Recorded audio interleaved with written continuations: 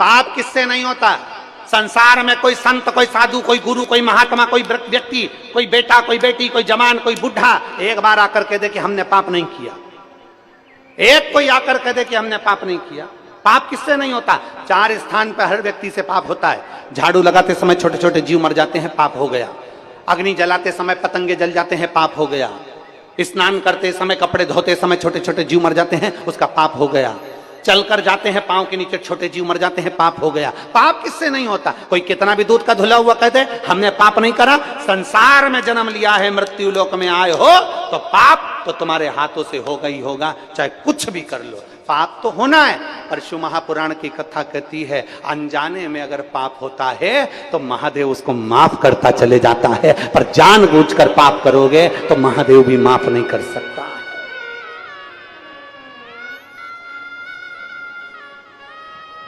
अनजाने में पाप करोगे तो महादेव भी तुमको माफ नहीं कर सकते। मत बुरे कर्म कर वरना पछताएगा। तो सुन लो जरा अच्छे से, तेरा क्या होगा रे कालिया। अरे भगवान की आंखों से तू बच नहीं पाएगा, तू बच नहीं पाएगा।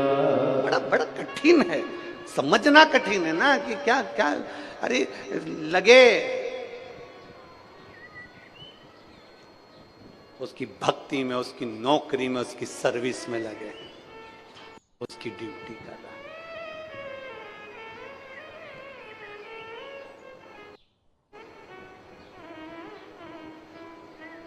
कभी कभी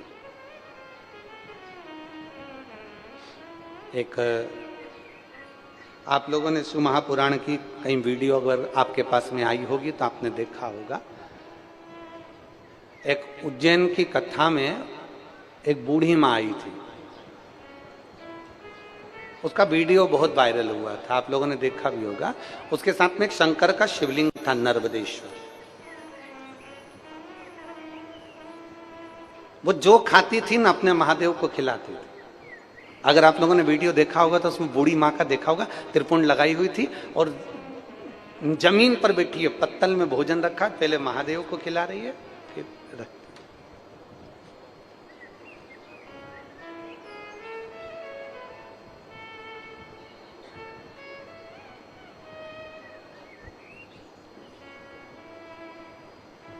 सात दिन में एक दिन हम भी भोजनशाला में जाते हैं दर्शन करने के लिए, कथा स्थल घूमने के लिए जाते हैं। बूढ़ी माँ मिली दूसरे दिन, तो हमारे पास में एक दिन पहले वीडियो आया तो हमने उससे पूछा, माँ कहाँ से आई हो? कहा महाराष्ट्र की रहने वाली। हमने कहा ठीक। माँ तुम कल वो भोजन करा रही थी महादेव को पत्तल में? हाँ। कहां से भोजन लाई थी? कहा मेरे पास में 3 दिन से भोजन नहीं था, तो मेरी पड़ोसन ने उसके पास में जो भोजन रखा हुआ था वो मुझे दे दिया।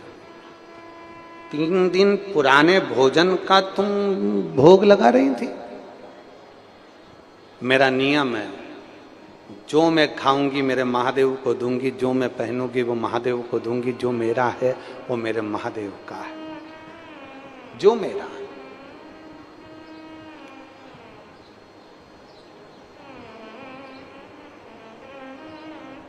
जो मेरा है वो मेरे महादेव का। हमने कहा माँ तुम महादेव को लेकर चलती हो तो महादेव के खाने का सामग्री साथ में लेकर नहीं चलती? कल लेकर तो आई थी पर बैग कोई चुरा कर ले गया। आप महादेव को इतना देती हो, महादेव ने आपको कुछ दिया है कि नहीं दिया? अब पूछने में तो आनंद की बात है, अगर कोई सत्संग मिल जाए तो थोड़ा समय अच्छा सा आनंद में हो जाता है। महादेव ने आपको कुछ दिया है? वो माँ कहती है मेरा एक बेटा तो डॉक्टर है, और एक बेटा कलेक्टर की गाड़ी चलाता है, दोनों ही अच्छी पोस्ट पर हैं और बाबा की कृपा दृष्टि है, मेरे घर में कोई कमी नहीं है। ये मेरे महादेव ने दिया है। मैं अनपढ़ हूं, मैं पढ़ी लिखी नहीं हूं, पर मेरे बच्चों ने विद्याध्ययन किया, मेरे बच्चों ने कर्म किया और मेरे बच्चे अच्छी जगह पहुंच गए। ये उसकी कृपा है जिसकी मैं आराधना करते आ रही हूं, जिसकी मैं चाकरी करते आ रही हूं। बहुत समझने वाला विषय है। तुम्हारे घर में संपदा ज्यादा हो, धन वैभव ज्यादा हो, सत्ता ज्यादा हो, चाहे तुम्हारी कुर्सी पद प्रतिष्ठा कितनी भी बड़ी हो, चाहे तुम अच्छे अच्छे औहदे पर बैठे हो, चाहे तुम मिनिस्टर, चाहे तुम कलेक्टर, चाहे तुम जो पद पर विराजमान हो, चाहे तुम्हारे पास में जो पद जो प्रतिष्ठा है, पर सबसे बड़ी प्रतिष्ठा और पद जब होता है जब तुम्हारी खुद की औलाद तुम्हारे कहने पर चले, तो समझ लेना कि तुम्हारा पद बड़ा है। दूसरे पर रुआब झाड़ना सरल है, अपनी औलाद को सतमार्ग बताना कठिन है।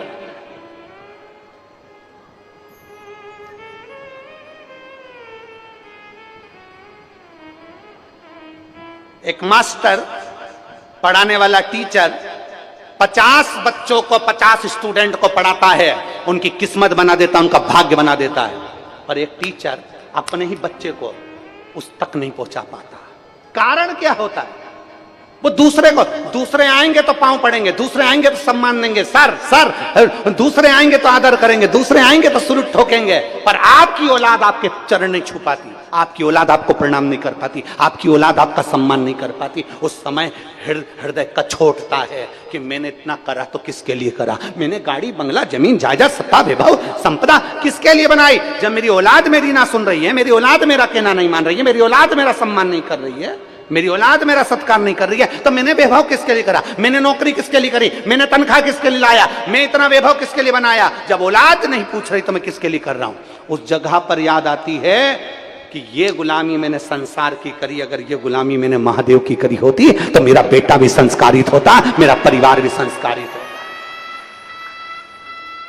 मेरा बेटा भी संस्कारित होता और मेरा परिवार भी संस्कारित होता, और मेरा बेटा आज मेरा सम्मान कर रहा होता, मुझे प्रणाम करता। दूसरे के बच्चे प्रणाम कर रहे हैं, दूसरे के बच्चे सलूट ठोक रहे हैं, दूसरे के बच्चे आकर सत्कार कर रहे हैं, और खुद के बेटा बेटी बाप बेटा सोफे पर और वो पांव पसार कर बैठे हैं, और जहां ऑफिस में पहुंचे तो sir sir sir sir sir दुनिया करती है, और मालूम पड़े औलाद सम्मान ना करे तो काय का सर।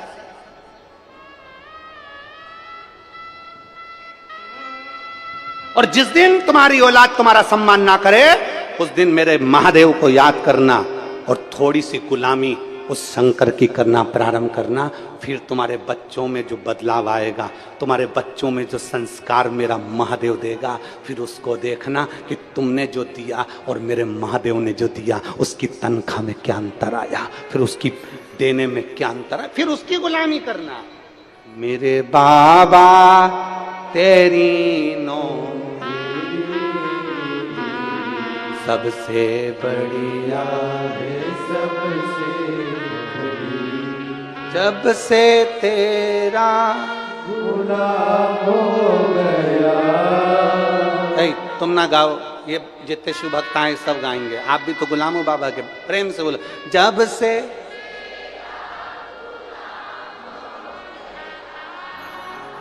तब से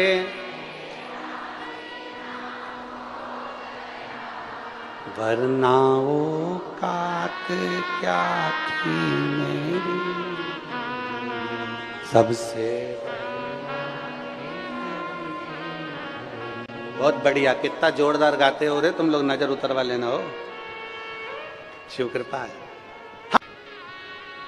अरे खाली ना जाता दर से तुम्हारे, खाली ना जाता दर से तुम्हारे, मैं भी खड़ी हो लगी बात अपने हृदय से लगा लो, लगा लो, गिरा जा रहा हूँ, उठा लो, भोले अपने दर से अब तो ना टारो, गिरी जा रही हूँ, उठाओ। मार्कंडे बाबा कह रहे हैं धर्मराज युधिष्ठिर से 60,000 असुरों ने मिलकर पूरी पृथ्वी को तहस नहस करने का विचार कर, जिनका नाम था काल के असुर, दानव।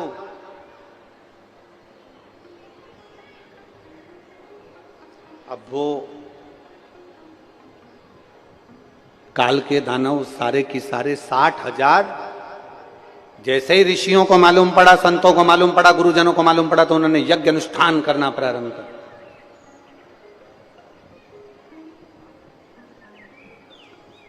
और जो यज्ञ अनुष्ठान करना प्रारंभ किया, उस यज्ञ अनुष्ठान का इतना फल हुआ कि कालके को लगा, वो 60,000 असुरों को लगा कि ये हमारे ऊपर आक्रमण है, कुछ भी करो यज्ञ अनुष्ठान बंद करवा दीजिए। और यज्ञ अनुष्ठान बंद कर दिए। सारे कालकियों ने फिर आक्रमण कर लिया, अपना सत्ता इकट्ठी कर ली, इकट्ठी करी। क्रोध आ गया अगस्त बाबा को।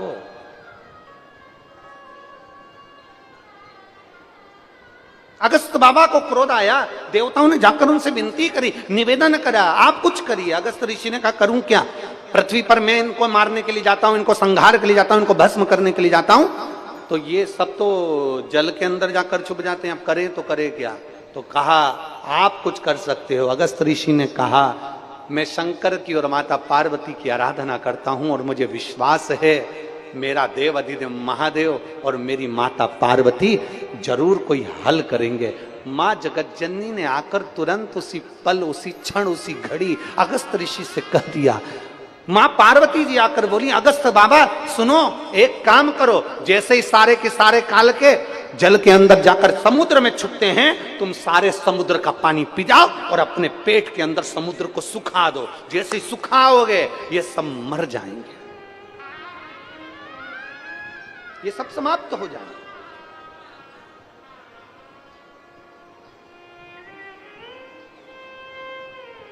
आ जाओ।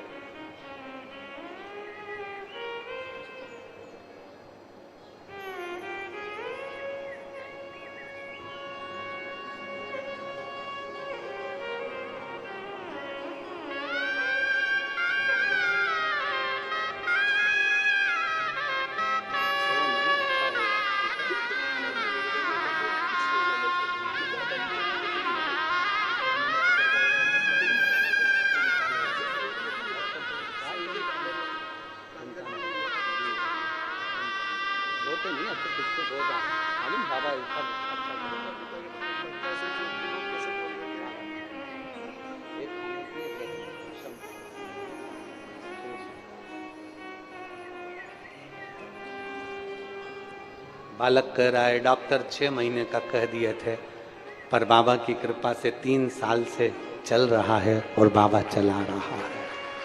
शिव तत्व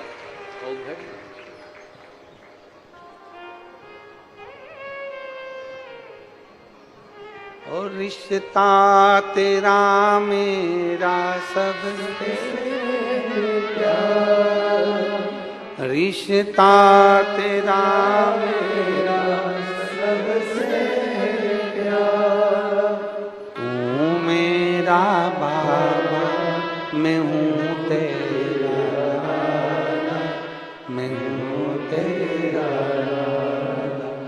तू मेरा बाबा मैं हूँ तेरा, मैं हूँ तेरा। शिव तत्व की प्राप्ति ओघड़ी है ओघड़ी। अगस्त ऋषि ने मां पार्वती का कहना माना। मां आप कह रही हो? हाँ। समुद्र निकल गए, पूरे पेट में उसको सुखाने का प्रयास कर, काल के सब प्राण छूट गए, कुछ बचे, कुछ काल के बच गए, छुप गए, समुद्र में से बाहर निकलकर छुप गए थे, इसलिए बच गए। अब करें तो करें क्या? कौन मार सकता है? कौन मारेगा? कहा, इंद्र, वरुण, गरुण, किसी देव में वो बल नहीं है कि कालके को मार दे। केवल एक, जिसने भगवान का संग कर कर शिवलिंग के निर्माण करे हों, और शंकर के निर्माण कर कर भगवान शंकर की जिसने आराधना करी हो, केवल वही मार सकता है, केवल वही, उसके सिवाय कोई नहीं मारेगा। जिसने शिव की आराधना करी, शंकर की आराधना, जिसने शिवलिंग का निर्माण कराओ और शंकर उसको बल देंगे तो वो मरेगा, नहीं तो नहीं मर सकता काल। अब कौन मारेगा, कौन मार सकता? इंद्र ने अपने सारथी मातली को भेजा। इंद्र के सारथी का नाम था मातली। शिव भक्त को लाने के लिए शंकर भक्त को ही भेजा जाता है। कई माताएं आप लोग जब आ रही होगी ना, तो आप लोगों ने विचार करा होगा, इसने भी कह दिया मैं चलूंगी, उसने भी कह दिया मैं चलूंगी, उसने भी कह दिया मैं चलूंगी, सबका आने का था। पर जब गाड़ी तैयार हो गई, चलने की तैयारी हो गई, सूचना मिल गई कि गाड़ी बहुत दूर रुक रही है, पैदल बहुत चलना पड़ेगा, इतने में 2-3 खसक गई, 2-3 खसक गई। अब वो 2-3 खसक गई, उसकी जगह कोई 2-3 दूसरी, अर्थात मेरे देव अधिदेव महादेव को जिसको बुलाना था, जिसके ललाट पर लिखा है, अब भगवान अगर सबको बुला लेगा तो सबकी गोदी भरना पड़ेगी, सबकी झोली भरना पड़ेगी, जो मांगेगा देना पड़ेगा। तो शंकर भगवान भी सोचता है कि चलनी लगा दूं, छनते छनते आएंगे। शिवजी भी तो सोचते चलते चलते आओ, थोड़े थोड़े कम करके, जितने कम यहां पहुंचेंगे उस हिसाब से उनकी व्यवस्था मुझे करना पड़ेगी, करना। देवाधिदेव महादेव, शंकर का भक्त इसको मार सकता है, शिव का भक्त। अब उसको लेने के लिए किसको भेजे? अर्जुन एक ऐसे हैं जो भगवान शंकर के शिवलिंग का निर्माण करते हैं। अर्जुन एक ऐसे हैं जो भगवान शंकर के मंदिर का निर्माण करवाते हैं। अर्जुन एक ऐसे हैं जो शिव तत्व में डूबे रहते हैं। अर्जुन एक ऐसे हैं जो भगवान कृष्ण की संगति पाकर भगवान शंकर की पूजन में लगे रहते हैं। भगवान कृष्ण ने अर्जुन को शंकर की पूजन का विधान बताया। भगवान कृष्ण ने अर्जुन को पाशुपत्य अस्त्र का विधान बताया। भगवान कृष्ण ने अर्जुन को भगवान शंकर के पूजन का विधान बताया। भगवान कृष्ण ने अर्जुन को शंकर की आराधना का विधान बताया कि शिव कैसे प्रसन्न होंगे। अर्जुन भगवान शंकर की आराधना में लगा रहता था, भगवान शिव की भक्ति में लगा रहता था। बालू रेत उसका शिवलिंग, कंकर उठा लेता, उसकी पूजन करता, कहीं जाता शिवलिंग का निर्माण करता। अर्जुन शंकर की पूजन में लगा रहता। तो अर्जुन शंकर के भक्त हैं। शंकर के भक्त को लेने के लिए शंकर के भक्त को ही भेजा जाता है। इंद्र स्वयं नहीं गया, इंद्र स्वयं नहीं गए अर्जुन को लेने के लिए। इंद्र ने किसको भेजा? अपने सारथी मातली को भेजा। मातली कौन? मातली कौन है? इंद्र के सारथी मातली कोई साधारण नहीं है। मातली का नियम था, अपनी धर्म पत्नी के साथ बैठकर, इंद्र का सारथी मातली अपनी धर्म पत्नी के साथ बैठकर भगवान शंकर की आराधना किया करता था। और बहुत ध्यान दीजिएगा, जो शिव नाम होठों पे अरे चढ़ गया रे, तो समझो ये जीवन सवर गया रे। शंकर का नाम यदि इन होठों पर चढ़ गया, शिव कथा इन कानों में जाकर बैठ गई, शंकर की सेवा इन हाथों से अगर हो गई, शिव के मंदिर तक अगर ये चरण चले गए और ये नेत्र शंकर के दर्शन कर लें या शिव भक्तों का दर्शन कर लें, और ये जिह्वा शंकर के नाम का उच्चारण कर ले, और ये दिल अगर शिव में लग जाए, तो फिर दुनिया में कहीं भटकना होता ही नहीं है। शिव के करीब में हम पहुंच जाए, फिर भटकना नहीं होता।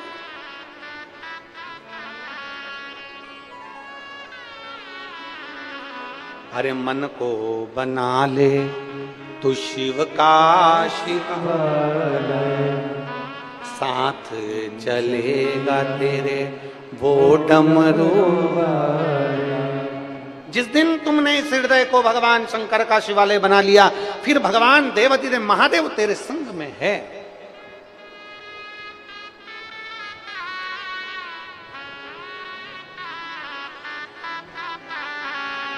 आप लोग जल चढ़ाने जाते हो? सब लोग बोलो बोलो, जम के बोलो, आवाज आना चाहिए आप लोगों की। जाते हो?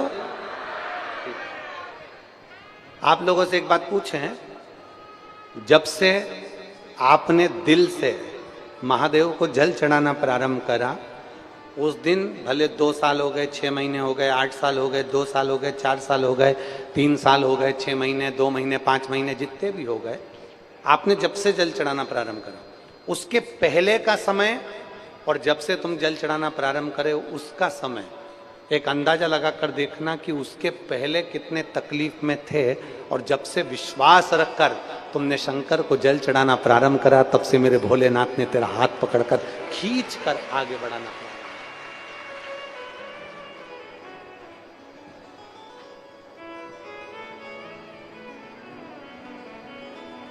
एक भरोसा,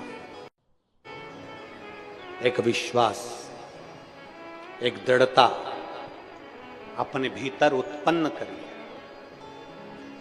मातली अर्जुन को लेने के लिए गए और मातली ने अर्जुन से कहा चलो, इंद्रदेव ने बुलाया है। इंद्र ने मुझे क्यों? काल के असुर परेशान कर रहा है इसलिए बुलाया। चलिए, सत्य बोलने में क्या जाता है, किस लिए बुलाया, क्यों बुलाया, काय के लिए बुलाया, चल कर देख लिए। चलो, मातली अर्जुन को लेकर पहुंचे। इंद्र ने हाथ जोड़कर अर्जुन से कहा कि मैं इस असुर का संहार नहीं कर सकता, पर आप कर सकते हो। अर्जुन कालके को मारने के लिए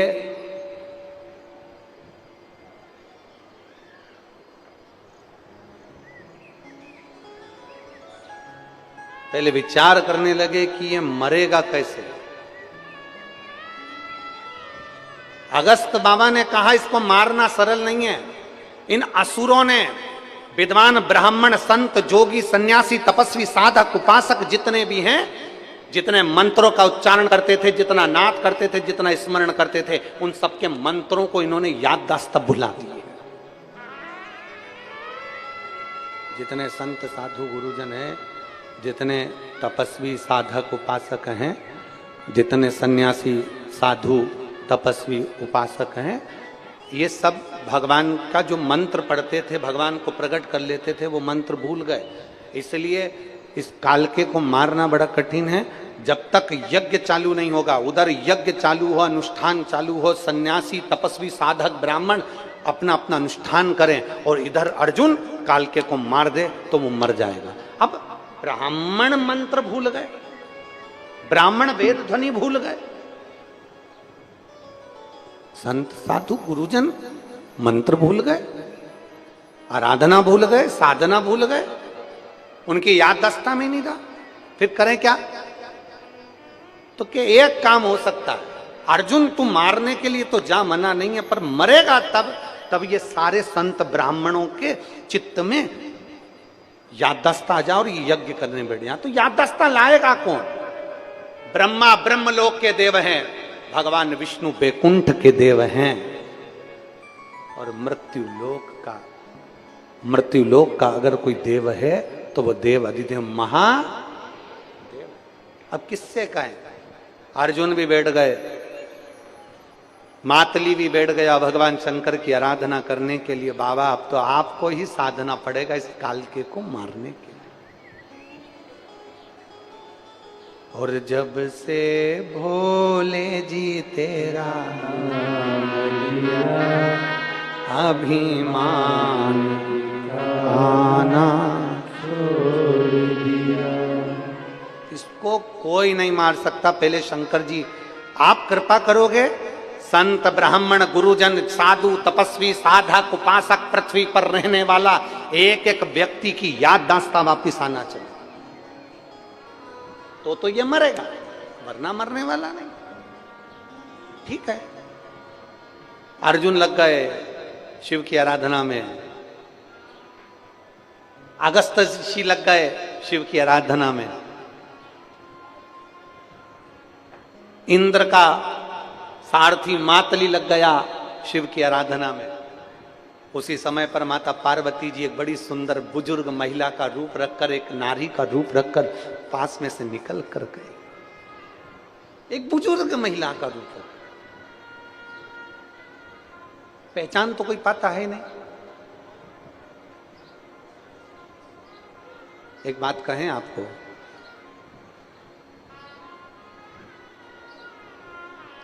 नर्मदा जी की जो परिक्रमा करते हैं, मां नर्मदा तट पर जो आते हैं, नर्मदा जी की परिक्रमा करते हैं, परिक्रमावासी जो होते हैं, या भगवान शंकर की कथा सुनने वाले जो होते हैं, शिव की आराधना करने वाले जो होते हैं, अगर वो दिल से मां नर्मदा की परिक्रमा कर रहे हैं, वो दिल से अगर शंकर की आराधना कर रहे हैं, तो मेरी माता पार्वती, मां रेवा और मेरे महादेव किसी ना किसी रूप में आकर दर्शन जरूर देते हैं। ये पक्का पक्का।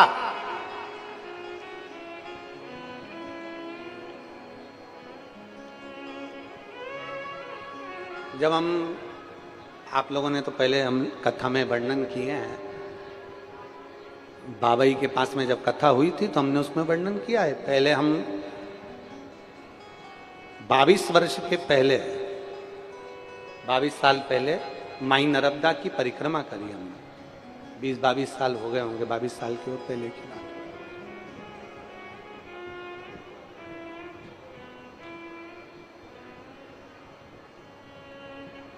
और माई नर्मदा की परिक्रमा करते करते शूलपाणेश्वर की झाड़ियों में जब हम पहुंचे, हमारे साथ में एक ग्रुप पूरा की पूरा था जो नर्मदे हर माई कृपा कर, नर्मदे हर हर महादेव बोलते बोलते परिक्रमा करते करते शूलपाणेश्वर की झाड़ियों में पहुंच गए। अब वहां पर अभी अभी तो नर्मदा परिक्रमा में ऐसा नहीं होता कि कोई सामान आपका छुड़ा लिया जाए। पहले जब हम लोग परिक्रमा करे थे उस समय पर तो वह जंगल में सब कुछ उन्होंने ले लिया था, कुछ भी नहीं रखा था, कुछ भी, केवल एक कपड़ा और आपका हाथ में जो माला झोली और पूजन का जो नर्मदा जी का जल और माँ का न जल में से निकला हुआ कंकर शंकर सब ले लिया। अब जितने सारे सब साथ वाले वो सब कहे बड़ी भूख लग रही है, और अब उस समय पर 22 साल पहले की बात है, शूलपाणेश्वर की झाड़ियाँ, अब भूख बहुत तेज लग रही और शाम का टाइम हो गया, लगभग 6:30-7 बज गई और अंधेरा भरचक होने लगा। भूख सबको लग रही, खाने का कुछ नहीं। 1.5 दिन पूरा निकल गया, अन्न का निवाला मुख में नहीं गया। नर्मदा मई का जल पी लिए, हर हर नर्मदे माँ कल्याण कर चलते, नर्मदे हर नर्मदे हर नर्मदे हर। अब उसमें कुछ ज्यादा उम्र के भी थे तो उनको चक्कर आने लगे, बिना अब भूख लगे, भोजन नहीं, कुछ भी, क्या करें। दुनिया के लोग, आज के लोग भरोसा नहीं करेंगे, विश्वास नहीं करेंगे कि महाराज तो अपनी व्यासपीठ से ऐसा बोलते रहते हैं, सब महाराजों की आदत है ऐसा बोलना। पर आप माने ना माने, जो माँ के दर्शन किए वो तो हम बोले बिगड़ रह नहीं सकते। शूलपाणेश्वर का जंगल, खाने की कोई व्यवस्था नहीं, कोई बहुत दूर तक जंगल ही जंगल नजर आए, अब करे क्या। अपना शाम का जो झोली थी पूजन की उसको निकाल कर बस माला कर रहे थे। एक सफेद साड़ी में एक बूढ़ी माँ, जिसके सफेद बाल, सफेद चंदन की बिंदी लगाई, नाक में एक बड़ी सी बहुत बड़ी नथ पहनी, बहुत बड़ी नथ, कान में कुछ भी नहीं था, सफेद बाल, सफेद साड़ी और